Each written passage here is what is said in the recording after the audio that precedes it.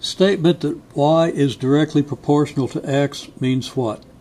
Well, direct proportion means basically if y gets twice as big, or if x gets twice as big, y gets twice as big.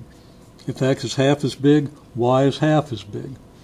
Directly proportional means that these things grow in proportion. That means, among other things, that y over x equals constant. So y is some constant multiple of x. If we were to draw a graph of y versus x,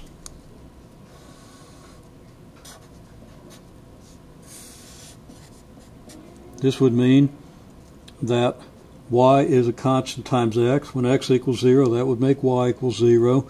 And this constant means that this graph is going to have a constant slope. So this is a graph of the situation y is proportional to x.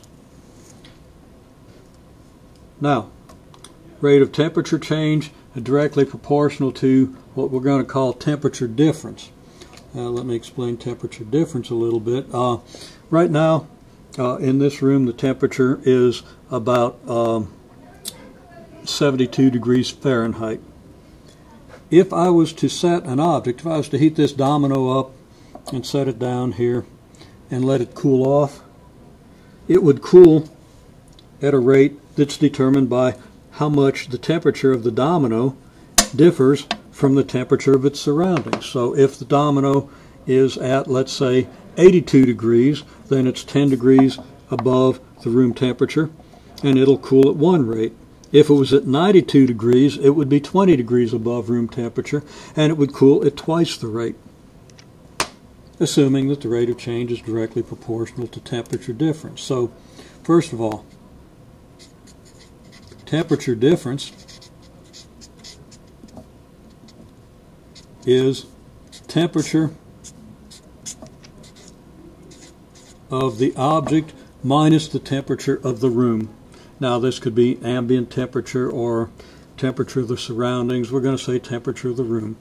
So there's the motivation for the idea of temperature difference. Now if the rate of temperature change is directly proportional to this means that, well, what's the rate of temperature change? That's the rate of change of big T temperature with respect to little t time, and that, if it's directly proportional to temperature difference, has to equal some constant times the temperature difference. What's the temperature difference? That's T minus T room.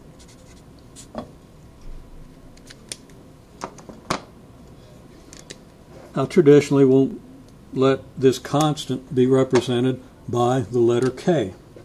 So we're going to say that this is the case if for some constant number K we have this equation, which we see is a differential equation. It's first order linear and it's non-homogeneous. So this is a perfectly good equation.